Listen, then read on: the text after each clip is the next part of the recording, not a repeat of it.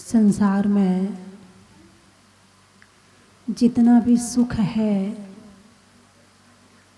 वो धर्म के कारण है, और जितना भी दुख है वो अधर्म के कारण है।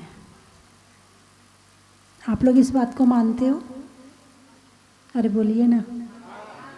पहले आप मानते हो तो आगे बात करो, नहीं मानते हो तो रहने दो। मानते हो कि जितना भी सुख है वो धर्म के कारण है, और जितना दुख है अधर्म के कारण है। धर्म करते हुए ये महसूस होता है कि हम धर्म कर रहे हैं, लेकिन अधर्म करते हुए ये महसूस नहीं होता है कि हम अधर्म कर रहे हैं।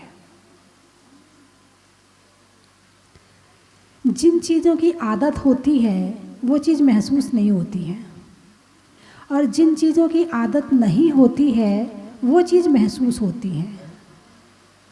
धर्म करने की आदत नहीं है और कर रहे हैं तो पता चलता हाँ हम कर रहे हैं, और अधर्म करने के इतने हैबिचुअल हैं, इतने आदतन हैं कि पता ही नहीं चलता कि अधर्म और पाप कब हो जाता है।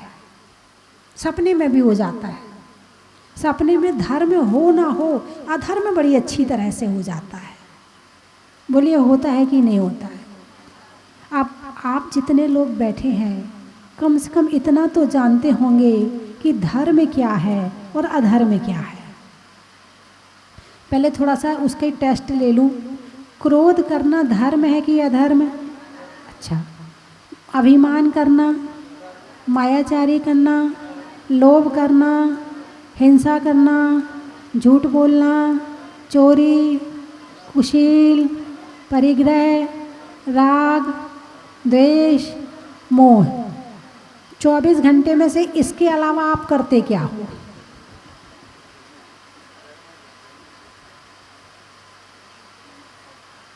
चौबीस घंटे में से एक पलक झपकने में जितना समय लगता है ना, इतना समय भी इनके बिना नहीं रहते हैं। कम और ज़्यादा होता रहता है मगर इसके बिना नहीं रहते हैं। कभी क्रोध से मान में पहुंच जाते हैं, कभी मान से मायाचारी में पहुंच जाते हैं, कभी मायाचारी से लोभ में पहुंच जाते हैं, कभी हिंसा में पहुंच जाते हैं, कभी झूठ में पहुंच जाते हैं, कभी चोरी, कभी कुशील, कभी परिग्रह, कभी राग, कभी द्वेष, कभी मोह। इसके अलावा एक क्षण कितना छोटा होता है, एक क्षण के लिए भी इससे बाहर नहीं निकलते हैं। और आपने बता दिया मुझे कि ये सब अधर्म है, आपने बताया है। भगवान महावीर ने तो बताया था, लेकिन आपने बता दिया, ये बहुत बड़ी बात है। कभी प्रेम राग करते हुए कभी महसूस होता कि हम गलत कर रहे हैं, कभी द्वेष करते हुए महसूस होता कि हम गलत कर रहे हैं, कभी क्रोध करते हुए महसूस होता है कि गलत कर रहे हैं। हाँ, क्रोध करते हुए थोड़ा सा महसूस होता है कि भाई सामने वाला आप दुगना उसका फल देगा। घर में बंद हुआ वहाँ से याद नहीं आता है, याद सामने वाले से आता है। अब मैंने इसको ऐसा कर दिया है, अब ये मुझे ऐसा करेगा। अब मैंने इसको एक गाली दी है, अब ये मुझे 2 गालियाँ देगा। तो महसूस होता है, बाकी महसूस नहीं होता है कि मैंने पाप कर लिया, कि मैंने बुरा कर दिया, कि इसका फल अगले जन्म में मुझे मिलेगा। ऐसा कुछ महसूस नहीं होता। अरे बोलिए ना, नहीं होता है ना? कर दिया तो कर दिया। बच्चे देखो मुस्कुरा रहे हैं, इसका मतलब गुस्सा तो करते हैं बच्चे भी। करते हैं क्या? किसके ऊपर सबसे ज़्यादा गुस्सा आता है? मम्मी पर। हाँ, एक बच्ची खुची मम्मी तो मिली है गुस्सा करने के लिए।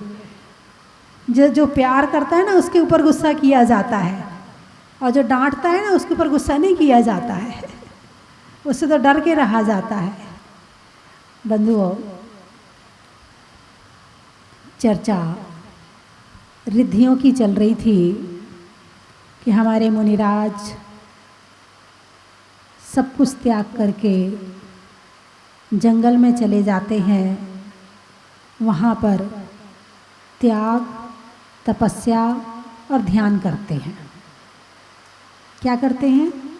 त्याग, तपस्या और ध्यान करते हैं। त्याग किस किस का किया है उन्होंने? आप लोग कुछ बता सकते कि मुनिराज ने किन किन चीज़ों का त्याग किया है? नाम बताओ।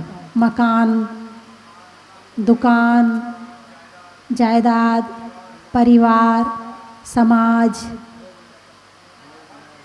हर चीज़ का त्याग किया। ठीक है, जो स्थूल चीज़ थी वो आपको दिख रही है, जो हाथ से पकड़ सकते हैं वो चीज़ आपने बता दी कि उस चीज़ का त्याग किया है। लेकिन उन चीज़ का त्याग होने में उसके अंदर के, उनके अंदर के भाव क्या हैं? पहले अंदर का त्याग होता है, बाहर का त्याग बाद में होता है। बात समझ में आई कि नहीं? पहले अंदर का त्याग होता है, यानी अंदर से उन्होंने लोभ का त्याग किया, और अंदर के लोभ का त्याग करने से बाहर की चीज़ें अपने आप छूट गई। और अंदर में लोभ भरा हो और सामने वस्तुएं ना भी हों तो भी आकांक्षा रहती है। तो उन्होंने पहले किससे छोड़ा, अंदर से या बाहर से? उन्होंने अंदर से छोड़ा, है ना। अंदर से छोड़ते ही जो कर्म आ रहे थे वो कर्म आने बंद हो गए और पाप कर्म झड़ने शुरू हो गए। दो चीज़ें हैं, दान और त्याग। दान और त्याग में कौन बड़ा है? दान धर्म है या त्याग धर्म है? तो दान क्या है? दान धर्म नहीं है तो आप क्यों करते हो? दान पुण्य है और त्याग धर्म है। क्या? दान पुण्य है और त्याग धर्म है। दान को धर्म नहीं कहा है, दान को क्या कहा? पुण्य है। दान आपने किसका किया? आपके पास जो था उसमें से थोड़ा सा दे दिया, वो दान हो गया। और त्याग में जो कुछ है सब कुछ छोड़ दिया, ये त्याग है। दान अच्छी चीज़ का किया जाता है और त्याग अच्छी और बुरी नहीं देखता है, सब चीज़ का कर दिया जाता है। जो मेरा नहीं है उन समस्त वस्तुओं का त्याग कर दिया जाता है। तो मुनिराज जब जंगल में जाते हैं और वहाँ पर वो त्याग, तपस्या, धर्म करते हैं, ध्यान करते हैं, उनके कर्म झड़ते हैं, तो उन्हें क्या क्या प्राप्त होता है? रिद्धियाँ प्राप्त होती हैं। क्या प्राप्त होता है? रिद्धियाँ प्राप्त होती हैं। एक बार शुभचंद्र और भर्तरी दोनों भाई थे, किसी कारणवश जंगल में दीक्षा लेने के लिए आ गए। एक सन्यासियों के आश्रम में चला गया और एक मुनिराज के पास दीक्षा लेने चला गया। 12 साल हो गए। भर्तरी जो है सन्यासियों के आश्रम में था, वहाँ उसने 12 वर्ष में सोना बनाने की कला सीख ली। कोई रस तैयार होता है तो रस बनाना सीख लिया कि किस तरह से लोहे को सोना बनाया जाता है। अब उसने बहुत सारा रस बना लिया। अब बनाने के बाद उसे अपने भाई की याद आई तो अपने शिष्यों को भेजा, जरा जाके देखो तो सही मेरा भाई कहाँ है, किस हालत में है। देखा शिष्यों ने जाके तो उनके तन पे तो कपड़े भी नहीं थे और वो ध्यान में बैठे हुए थे। जाकर शिष्यों ने बताया तुम्हारे भाई तो बहुत गरीब हो गए, तुम्हारे भाई तो बहुत गरीब हो गए, उनके तन पे भी कपड़े नहीं हैं। खाने की तो बात दूर की है, मकान की बात दूर की है, उनके तो तन पे भी कपड़े नहीं है। तो भर्तरी को अपने भाई पे दया आई तो एक तुमड़ी में वो सोना बनाने वाला रस लेकर के शुभचंद्र जी के पास गए और वहाँ जाकर बोले भाई मुझे नहीं पता था कि तेरी ये हालत हो जाएगी, तू तो इतना गरीब हो गया। बोले अच्छा तू ये बता कि तूने इन 12 साल में क्या किया। शुभचंद्र जी ने भर्तरी से पूछा। बोले मैंने सोना बनाने वाला रस का ज्ञान कर लिया, तपस्या करके प्राप्त कर ली वो विधि। बोले अच्छा, तो बोले ये सोना बनाने का रस है। उन्होंने लुढ़का दिया उसको, वो ज़मीन में फैल गया। भर्तरी को थोड़ा गुस्सा आया। बोले भाई मैंने 12 वर्ष में इतनी मेहनत करके और ये मैंने विधि तैयार की थी और तूने उसको वैसे ही फेंक दिया, मेरे 12 वर्ष की तपस्या तूने बेकार कर दी। बोले भैया तूने कुछ नहीं किया। उन्होंने अपने माथे का पसीना निकाला और एक पत्थर वहाँ जो सोनागिरी कहते हैं ना, सोनागिरी, उस पर छिड़क दिया, पूरा पहाड़ सोने का हो गया। बोले ये बाहर के सोना ही हमें चाहिए होता तो हम युद्ध करके राज्य ना कर लेते? हम यहाँ जंगल में आए क्यों थे? और देख, तूने सोना बनाने वाली रस का निर्माण किया 12 साल में, और मैंने वीतराग, राग द्वेष रहित मैंने तपस्या करी है, पसीने ने सोना बना दिया। मुझे सोने की ज़रूरत नहीं है, लेकिन मैंने ये चीज़ तुझे दिखाने के लिए करी है। मैं ये बताना चाहती हूँ कि बाहर के संसार की सामग्री हो या आत्मा की शांति हो, जब भी मिलेगा धर्म से मिलेगा। जो कुछ मिलेगा धर्म से मिलेगा। 64 रिद्धियाँ, अभी चर्चा कई दिन से चल रही है कि आकाश में चारण रिद्धि, आकाश में चलने की रिद्धि प्राप्त हो जाती है। चाहे फिर पत्तों पे चलो, फूल पे चलो, फल पे चलो, किसी को कोई कष्ट नहीं होता है। आकाश में गमन करने की रिद्धि प्राप्त हो जाती है, मन बल रिद्धि प्राप्त हो जाती है, वचन बल रिद्धि प्राप्त हो जाती है, काय की शक्ति, काय बल रिद्धि प्राप्त हो जाती है। हैं, अभी औषध रिद्धि की चर्चा चल रही थी कि मुनिराज के शरीर की हर चीज़ औषधि बन जाती है। उनका कफ, उनका थूक, उनकी लार, उनके आँख का मैल, उनका कान का मैल, कोई स्पर्श कर ले, हवा को स्पर्श कर ले तो वो हवा जिसको छुएगी वो ठीक हो जाएगा। ऐसी रिद्धि प्राप्त हो जाती। किससे प्राप्त हुई? धर्म से। किससे प्राप्त हुई? धर्म से। भगवान जब, तीर्थंकर भगवान जब गर्भ में आते हैं तो आने के पहले दिन में 3 बार किसकी वर्षा होती है? रत्नों की। अभी आए नहीं है, 6 महीने पहले से क्या हो गया? रत्नों की बारिश शुरू हो गई। फिर 9 महीने जब तक गर्भ में रहेंगे तब तक रत्नों की बारिश। ये धन कहाँ से आया? कहाँ से आया? धर्म से। कहाँ से आया? तीर्थंकर के पुण्य से। उन्होंने पिछले जन्म में इतनी तपस्या करी और सबके कल्याण की भावना भाई थी कि सब सुखी रहे। उनका कोई दुश्मन नहीं है। मेति में सब भूदेशु, सब मेरे मित्र हैं, मेरा कोई दुश्मन नहीं है। सबके प्रति कल्याण की भावना भाई। तो ऐसी कल्याण की भावना भाई और तपस्या करी थी पिछले जन्म में उन्होंने, तो सबके कल्याण के लिए रत्नों की बारिश शुरू हो गई। क्या हो गई? सब माला माल हो गए। भगवान आए उसके पहले धरती पर से गरीबी हट गई, कोई गरीब नहीं बचा। सबके सब माला माल हो गए, सबके घर में रत्नों से भर गए। फिर जब जन्म लिया तो सौधर्मिंद्र स्वर्ग से आ गया। आया नहीं आया? सौधर्मिंद्र स्वर्ग से आ गया अपनी सेना को लेकर। और कहाँ जन्माभिषेक किया? सुमेरु पर्वत पे ले जाकर के।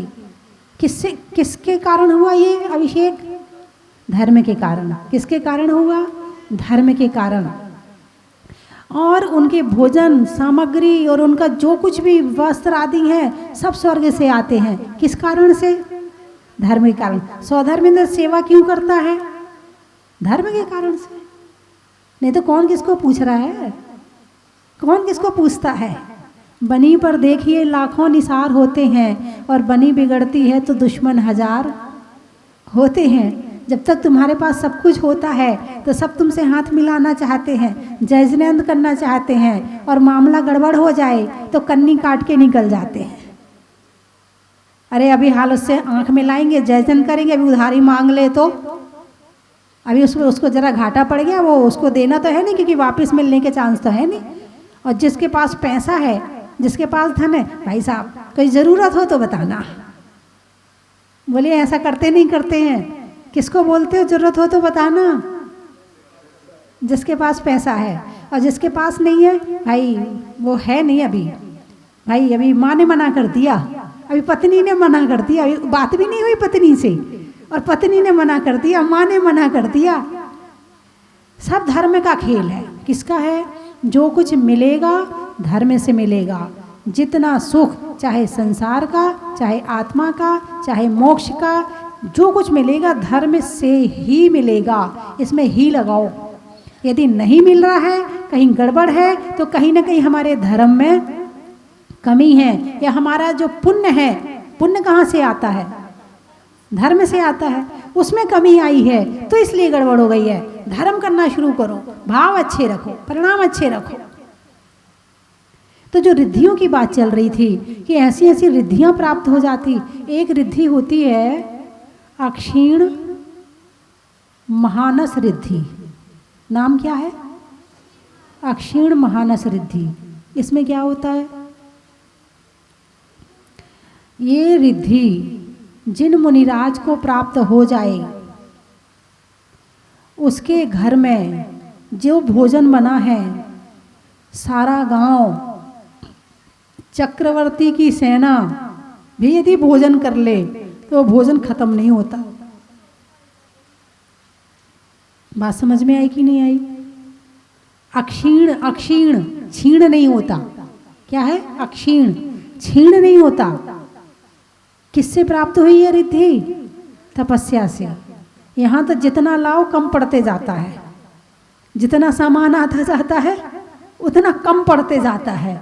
और वहाँ मुनिराज को क्या रिद्धि प्राप्त हुई है कि जो एक बार वो वहाँ आहार कर लें तो सारा गांव खा ले, तो वो पात्र खाली नहीं होता है। ऐसी रिद्धि होती है। मुनिराज कुछ नहीं कर रहे हैं, मुनिराज वहाँ बैठे नहीं है। मुनिराज ने तो आहार लिया, चले गए, उन्हें पता भी नहीं कि तुम क्या कर रहे हो।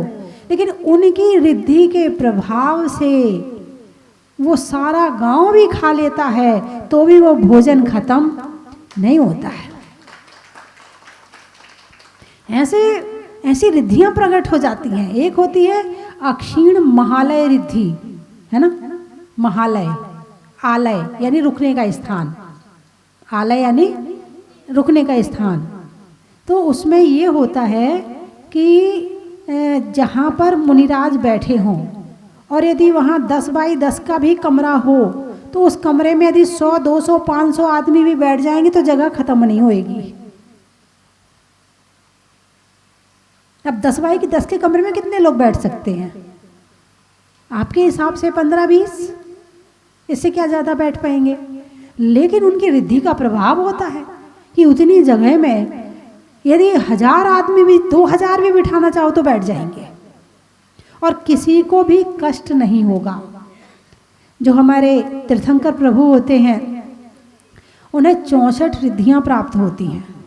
अब जो आदिनाथ भगवान का समूह शरण था वो 12 योजन का था, और जो हमारे भगवान महावीर का समूह शरण था वो 1 योजन का था, और संख्या उतनी की उतनी,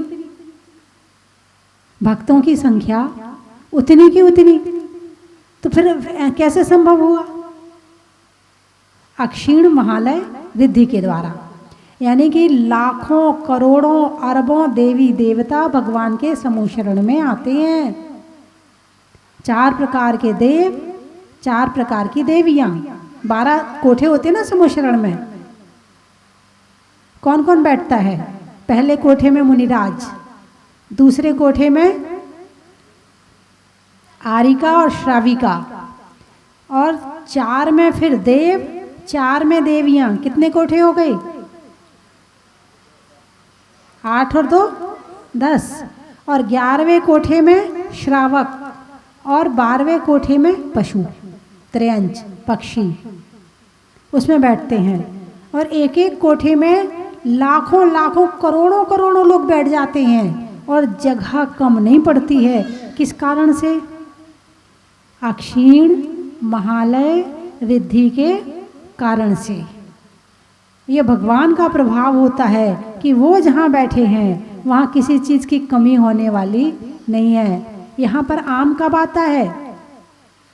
गर्मी में। अब तो विज्ञान ने भी बिना मौसम के आम उगाने शुरू कर दिए हैं, लेकिन ना तो वो टेस्ट होता है ना तो वो स्वाद होता है, बस देखने में आम होता है। देखने में आम होता, आम होता नहीं है। विज्ञान अपना कुछ कर तो रहा है मगर सफलता पूरी प्राप्त नहीं हो रही है।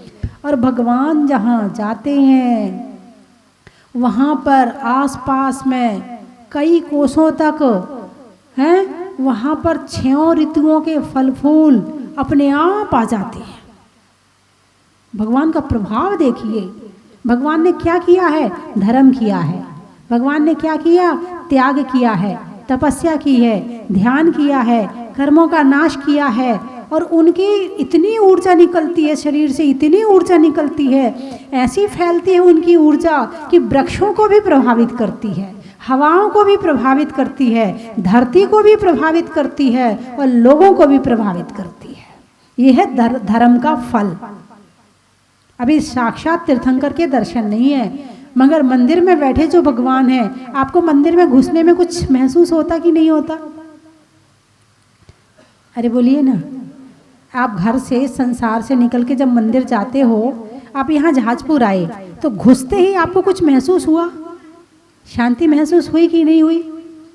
आपको लगा कि यहाँ कुछ अलग फीलिंग आ रही है, और वो सारे विचार बाहर के निकल कर एक नए विचार, अच्छी पॉजिटिव ऊर्जा आ रही, ऐसा आपने महसूस किया कि नहीं किया?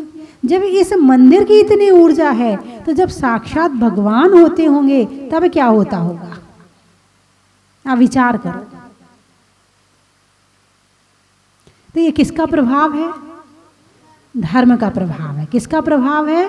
धर्म का प्रभाव है कि जो कुछ मिला है धर्म से मिला है, जो कुछ मिलेगा धर्म से मिलेगा। रिद्धियाँ सिद्धियाँ मुनिराजों को पूर्ण रूप से प्राप्त होती हैं, लेकिन अंश आज भी कहीं ना कहीं देखने में मिल रहे हैं। अभी आपके घर में कोई ज़्यादा धर्म करता है तो आपको क्या लगता है? अरे इनके पुण्य के प्रभाव से हमारा घर चल रहा है। कहते हो नहीं कहते हो? जब पत्नी धर्म करती है तो पति कहता कर ले तू, तेरे पुण्य से हम ले लेंगे, कोई दिक्कत नहीं है। कई बार ये कहने में आता है, नहीं आता है? तो एक नाव में यदि एक पुण्यात्मा बैठ जाए तो नाव डूबने से बच जाती है। एक बार की बात है कि बारिश हो रही थी और बिजली बार बार कड़क के गिरने का प्रयास कर रही थी। एक पेड़ के नीचे 4 जने खड़े थे। तो एक तो बड़ा धर्मात्मा था, लेकिन धर्मात्मा की बड़ी हंसी उड़ाई जाती है, धर्मात्मा को बड़ा नीचा दिखाया जाता है, धर्मात्मा को बुरा भला भी कहा जाता है। वो बेचारा सुन लेता है। उसमें 3 बड़े उदंड थे। बोले भाई देख, अपन 4 जने खड़े हैं, बिजली को यहीं गिरना है। तो वो कहता नहीं, तू यहाँ खड़ा है ना इसलिए बिजली नहीं गिरी, तू वहाँ जाके खड़ा, तेरे ऊपर गिरेगी बिजली। एक को भेजा, बिजली नहीं गिरी। दूसरे को भेजा, बिजली नहीं गिरी। तीसरे को भेजा, बिजली नहीं गिरी। जो पुण्यात्मा था उसको भेजा बाहर, बिजली आके पेड़ के नीचे गिर गई। वो तीनों चले गए। वो पुण्यात्मा खड़ा था तो वो 3 भी बच रहे थे। वो पुण्यात्मा खड़ा था तो वो 3 उसके प्रभाव से बच रहे थे, लेकिन उसको भगाते ही और उसको ही बुरा भला कह रहे थे। लोग धर्म की महिमा को समझते नहीं है। धर्म एक बहुत बड़ी चीज है, बहुत बड़ी चीज है। धर्म से जो कुछ मिलता है उसको कहना शब्दों में नहीं मान सकते, इतना मिल सकता है धर्म से। लेकिन आज हमने सबसे पहले किसको छोड़ रखा है?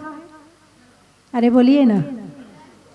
करते तो हैं मगर ऊपर ऊपर से, अंदर से बड़ा मुश्किल होता है धर्म करना है। 2 तरह का धर्म होते, एक अंदर का, एक बाहर का। कौन सा वाला करते हो? हैं? अंदर वाले जरा हाथ उठाना।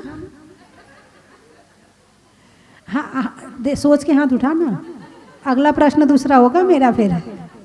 तुम्हें क्या कह रही थी? अंदर से करते कि बाहर से करते? अरे बोलिए ना। चलो मान लिया, पहले ही मान लिया, पहले ही सरेंडर हो गए। बाहर से करते हैं। हाँ, अगला प्रश्न यही है ना मेरा। आप माला फेरते हैं? कौन कौन नमोकार मंत्र की माला फेरता है? अच्छे से हाथ उठाओ। जो फेरते हैं वो हाथ उठाओ। जो नमोकार मंत्र की या अन्य मंत्र की जाप करते हैं वो हाथ उठाओ। चलो। ओहो, इतने सारे लोग जाप नहीं करते। हाँ, ये तो बड़ी गड़बड़ वाली बात है। अब बताओ, हाथ नीचे कर लें। अब बताओ, जो भगवान की जाप ही नहीं करता है तो वो अंदर से धर्म कहाँ से करेगा? पहली बात। दूसरी बात, जो लोग माला फेरते हैं वो माला ऊपर से फेरते हैं कि अंदर से फेरते हैं? जिस समय आप नमो अर्यंताड़म बोलते हो, क्या उस समय आपको अर्यंत भगवान का नमस्कार के भाव आते हैं? जिस समय नमो सिद्धाड़म बोलते हो उस समय क्या नमस्कार के भाव आते हैं सिद्ध भगवान के प्रति? जिस समय नमो आयरियाणम वज्रयाणम लोये सबश्रवणम बोलते हो उस समय क्या वो दिखते हैं तुम्हें? अच्छा, मैं एक चीज़ बोलूँगी अभी, है ना, आप उसको उसकी पिक्चर बनाना अपने दिमाग में। हाथी आ गया, हाथी पिक्चर आ गई, उसकी फोटो आ गई हाथी की दिमाग में?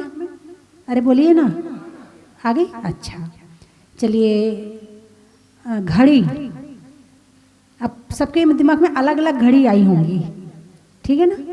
अच्छा, गाय, गाय आ गई? बोलिए ना, आ गई। चलिए, बैल आ गया? चलिए, आपको गाय याद आई, बैल याद आई, अब अगली चीज कहती हूँ, अरिहंत याद आए कि नहीं आए? अरिहंत भगवान याद आए कि नहीं आए? नहीं आए। जब आपको अभी अरिहंत भगवान याद नहीं आ रहे तो नमो अरिहंताणम में कैसे आप याद करते होंगे? सिद्धाड़म में सिद्ध भगवान को आप कैसे याद करते होंगे?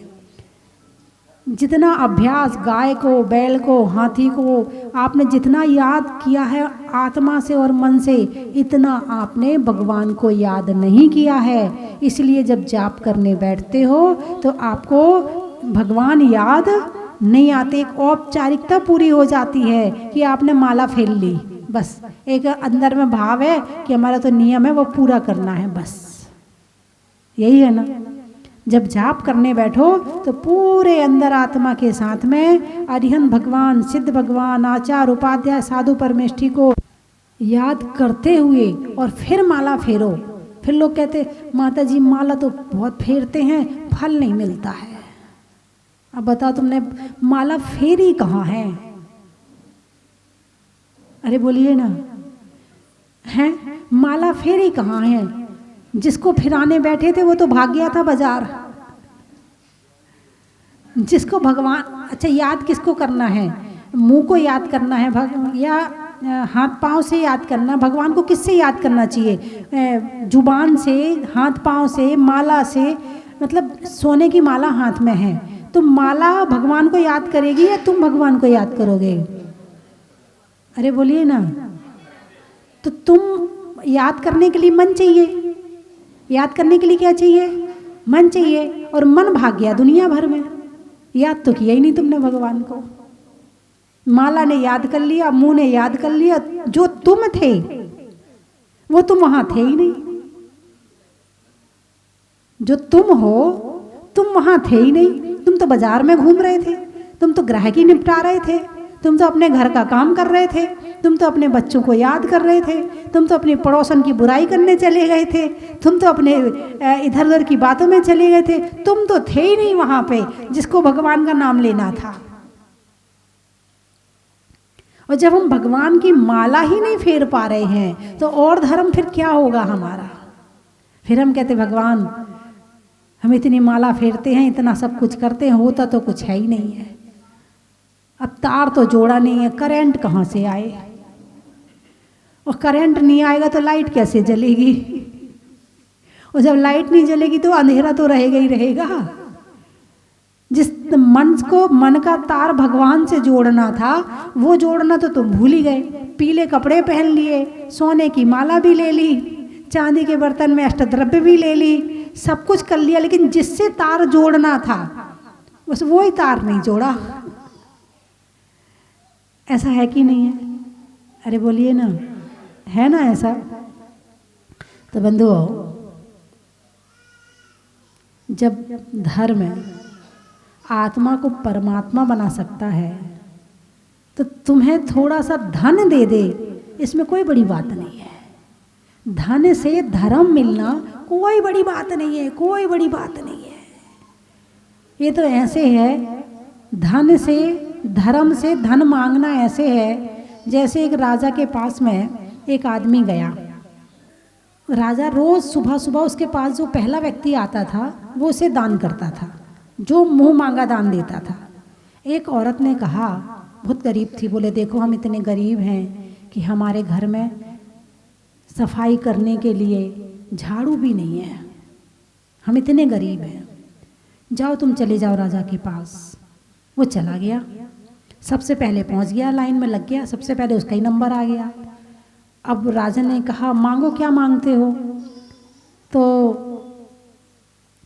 अब वो सोचे मैं क्या मांगूं, मैं क्या मांगूं। उसे याद आया मेरी पत्नी ने कहा था हम इतने गरीब हैं, हमारे घर में लगाने के लिए झाड़ू भी नहीं है।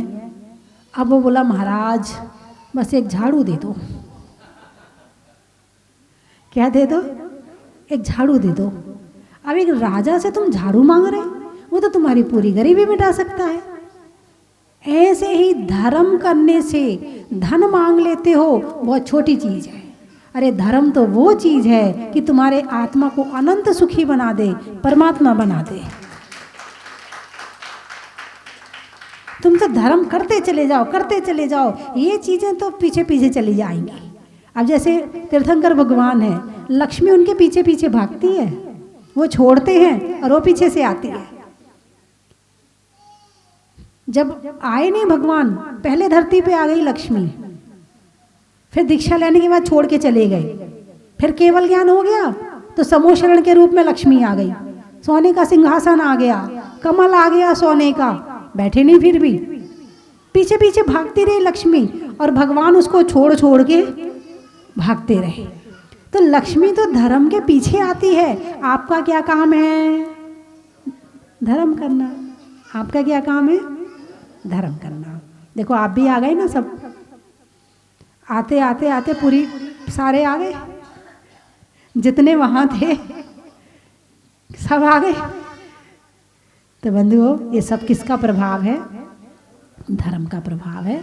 तो सभी लोग जीवन में आत्मा से, मन से, भावों से धर्म जरूर करें, परमात्मा को जरूर याद करें। ज़्यादा कुछ नहीं कर पाते हैं तो कम से कम परमात्मा को आत्मा से याद करें, भले 2 मिनट को करें। वो 2 मिनट भी ऐसे हो जाएंगे आपके लिए, आपके 24 घंटे भारी पड़ जाएंगे 2 मिनट के ऊपर। 2 मिनट सारा काम निपटा देगा, लेकिन करो बिल्कुल दिल से। एक बार भी नमोकार मंत्र पढ़ो तो लगे कि अरिहंत सिद्ध आचार्य उपाध्याय साधु याद आ गए मन में, और उनको बड़े भाव से, बड़ी भक्ति के साथ आपने उन्हें नमस्कार किया है। ठीक है, समझ में आ गया? समाप्त करूं? नहीं, चलिए 3 चीजें बोलूंगी, आपको कहना बड़ा ही महत्व है। तत्वों में 7 का, शरीर में हाथ का, तीर्थंकरों में मुनि सुब्रतनाथ का, पंखा में झलने का, बच्चों में पलने का, भगवान के जमीन से निकलने का बड़ा ही महत्व है। हिंदी में मात्रा का, स्कूल में छात्रा का, आज आपकी जहाजपुर की यात्रा का बड़ा ही महत्व है। आरोन, हाँ आरोन वाले बैठे हैं, देख लिया। मंत्रों में ओम का, प्रश्नों में कौन का, और आने वालों में आरोन का बड़ा ही महत्व है। त्रयंचों में बिल्ली का, डंडा में गिल्ली का, आने वालों में दिल्ली का बड़ा ही महत्व है। पानी में मगर का, चलने में डगर का, आने वालों में मुजफ्फरनगर का बड़ा ही महत्व है। सनावत होने में गदगद का, मंत्रों में बदवत का, और आने वालों में सनावत का बड़ा ही महत्व है। निवाई घर में ताई का, बाल कटाने में नाई का, और आने वालों में निवाई का बड़ा ही महत्व है। आम की बौर का, खाने में कौर का, आने वालों में इंदौर का बड़ा ही महत्व है।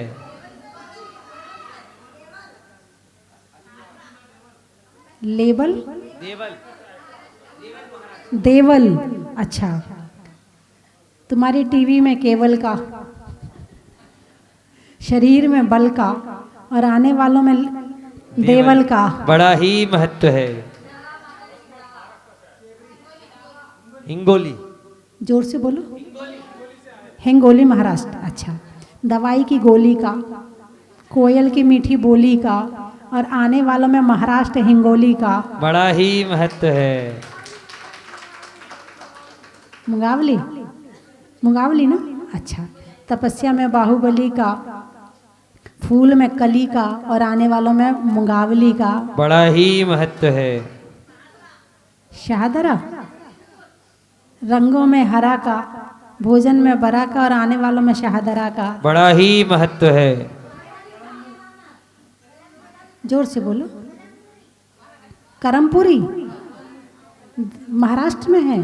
अच्छा, स्वर्ग में परी का, बैठने में दरी का, और आने वालों में महाराष्ट्र करमपुरी का बड़ा ही महत्व है।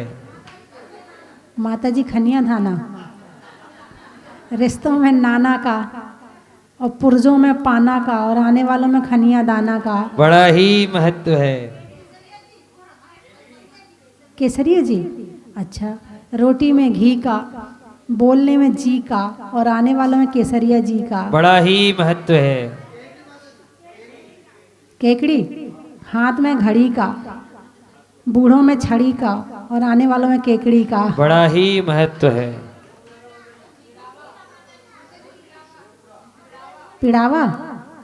अच्छा, मिठाइयों में मावा का, शादियों के सावा का, और आने वालों में पिड़ावा का बड़ा ही महत्व है। बैठ जाएं, सभी लोग बैठ जाएं, जो खड़े पीछे वो लोग भी बैठ जाएं।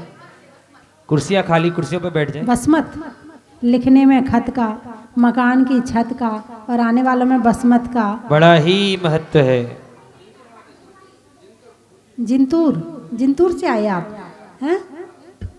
महाराष्ट्र में लातूर का, और सुख मिलने में भरपूर का, और आने वालों में जिंतूर का बड़ा ही महत्व है। बूंदी, पक्ष में सुधी का, मंदिर में वेदी का, और आने वालों में बूंदी का। टोंक वाले भी बैठे हैं। अच्छा, सब्जी में छौंक का, दिल्ली में चांदनी चौक का आपको पता है, और आने वालों में टोंक का बड़ा ही महत्व है। तुम्हारा तो नाम ही नहीं समझ में आ रहा है।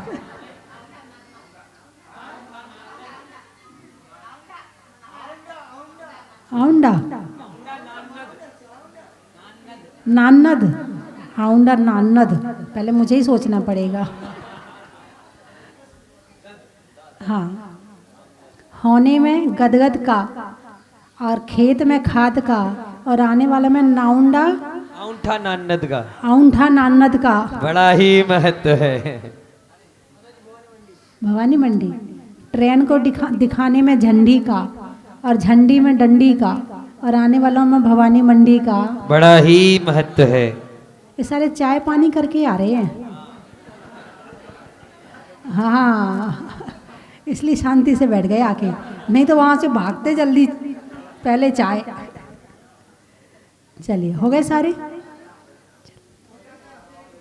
कोटा वाले बैठे, बैठे रहना, खड़ा नहीं होना किसी को, सभी लोग बैठे रहिए। सावन की घटा का, रसोई में पटा का, और आने वालों में कोटा का बड़ा ही महत्व है।